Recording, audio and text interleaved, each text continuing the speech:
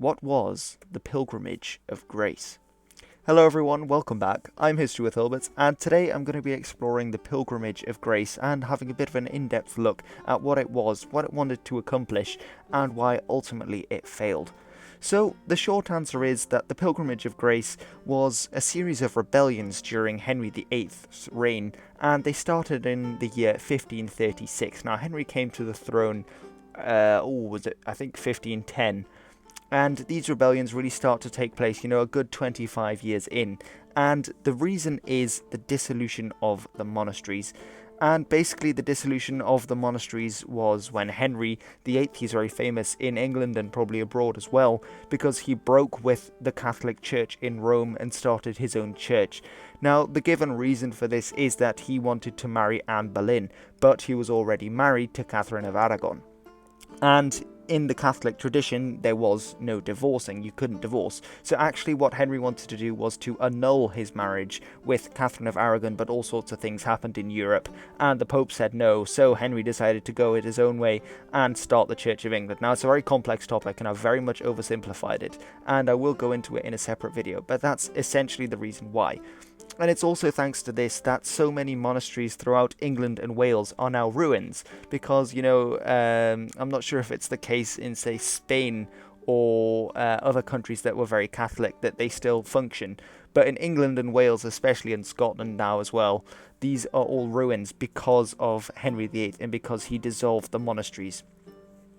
Now, a more complex look at the Risings will actually show that there wasn't just one Pilgrimage of Grace. There is one which is called the Pilgrimage of Grace, but they're often lumped in together because they're all sort of related risings in the north of England. So the first one I'm going to have a look at is the Lincolnshire Rising, which was in 1534.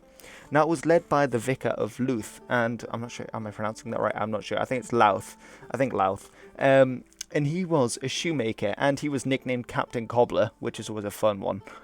And this was actually to protest the closing of Louth Park Abbey, and to demand that the people could remain Catholic, because remember, Henry might have been going towards Protestantism, but most of the people in England at the time were staunch Catholics, especially in the north, because little bit of background of Protestantism. It really started with Martin Luther. There were things before, but he's seen as the real first one.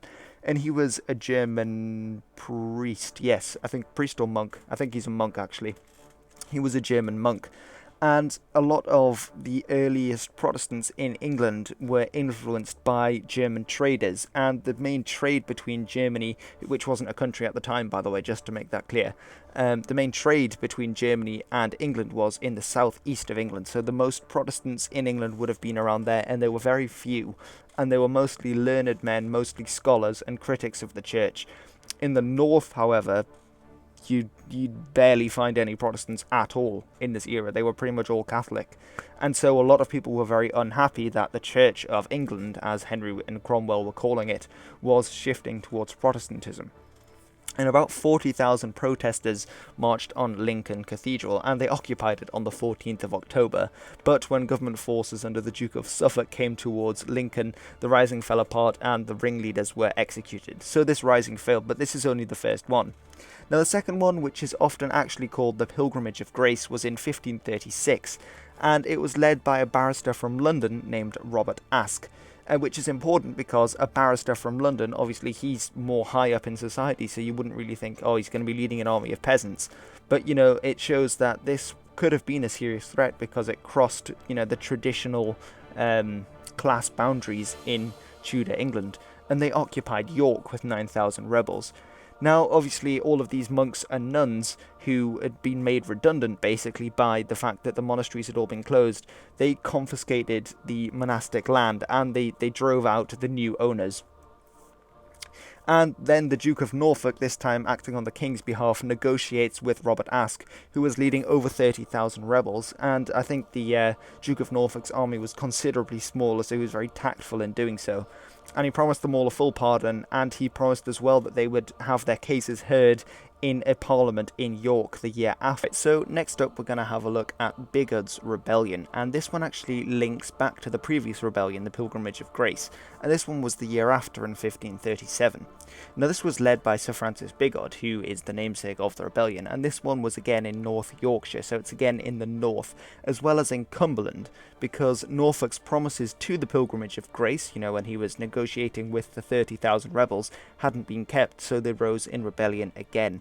Now the rebels tried and failed to take Carlisle Castle, which is in Cumberland, so if you imagine where I live, that's the county of Northumberland, that's on the northeastern coast. If you then think split the north of England in half, and you have the northwest, then that's Cumberland. That's also very oversimplified, and Carlisle is in Cumberland.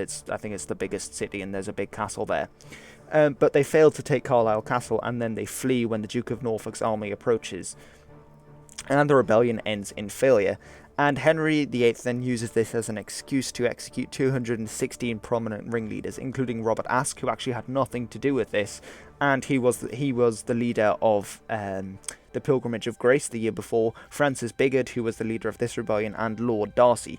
So you can see there he was a barrister, Robert Aske, and now you've got Sir Francis Bigot and Lord Darcy. So, it's not just, say, the peasants or the monks, it's a lot of different classes getting involved. Now, there were also other factors involved. It wasn't just the religious side of things, which is why people rose. So, for example, economic. Now, the northern gentry classes had issues with the Statute of Uses, which was passed into law in 1535, which was, remember, a year after the first one, so it might have influenced them to rise in the Pilgrimage of Grace, and then again in Bigot's rebellion. And because this would lead to them having smaller income from their land, and if they were losing money, they weren't a fan of it, so they would rise up.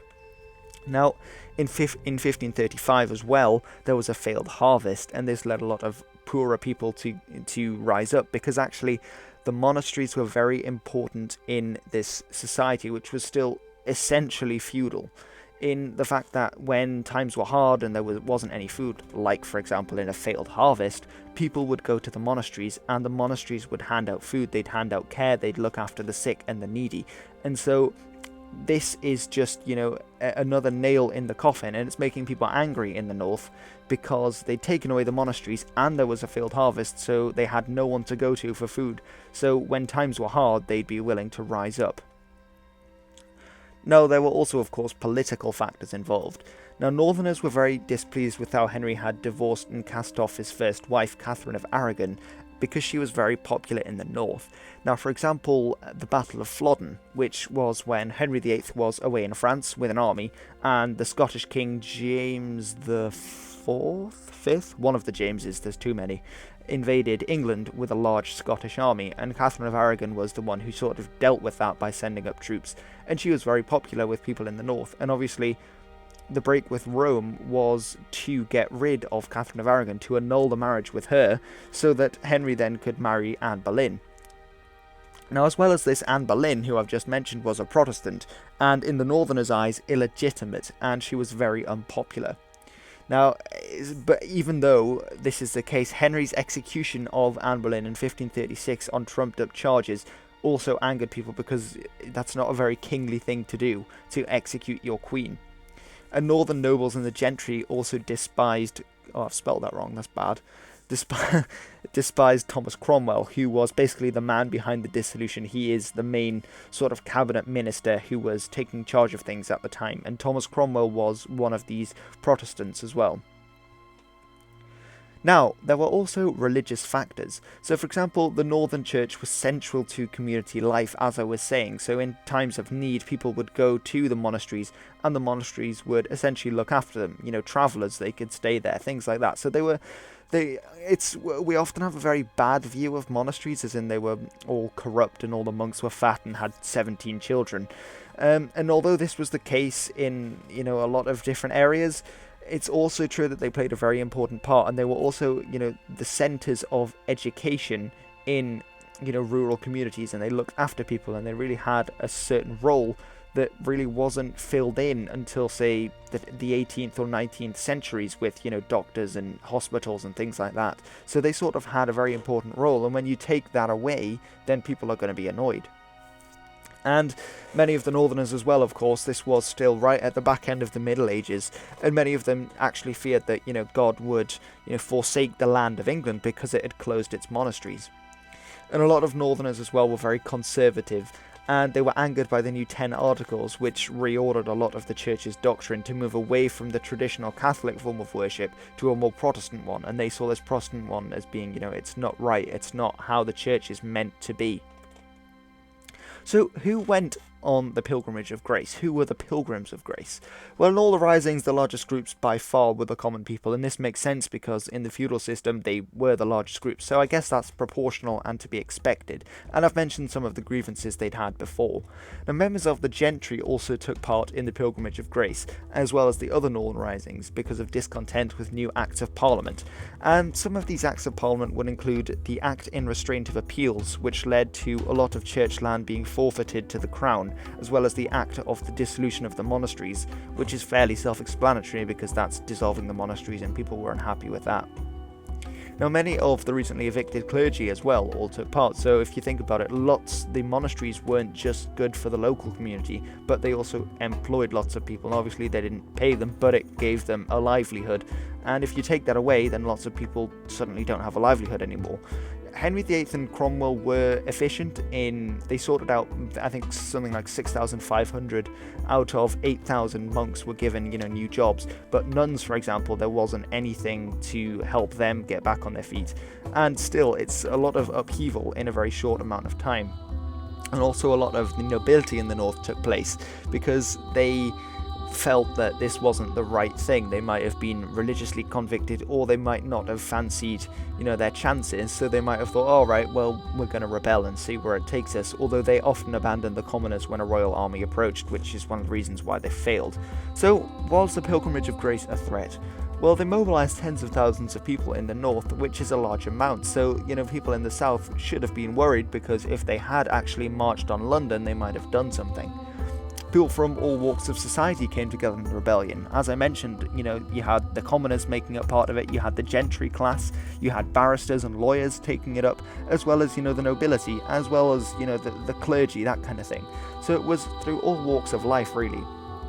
And they actually stayed in the north. Now, they never really go much further south than Lincoln, and then there's the one in York and in Cumberland, so it's all in the north, and they never actually march on London.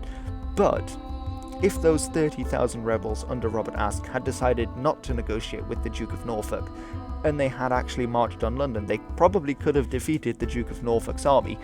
And who knows, if they had marched on London, they might have had more support on the way south, and they might have ended up with an army of, say, 100,000 men. And then you're going to give the king a real run for his money. And they potentially, if they had lasted long enough, they might have had support from foreign Catholic powers. Now remember, in this era, Scotland, which was just to the north, was still Catholic and an independent nation and a big enemy of England, so anything to sort of get back at the English they would enjoy. However, I don't think they would have really been much of a threat here, because I think they still had a minor on the throne, and there was all sorts of rebellion going on after the King James had died at Flodden, so I don't think the Scots could have. But the French, on the other hand, easily could have done something. If the Pilgrims of Grace had marched on London from the north, the French could have sent an invasion force over the Channel and, pincer movemented them, like they would do with Scotland, but perhaps they wouldn't even need the Scots because there'd be this uprising. And the Spanish as well, obviously they were still very annoyed about the whole Catherine of Aragon thing because she was Spanish, so they might have actually turned on the English as well. But then why did they fail?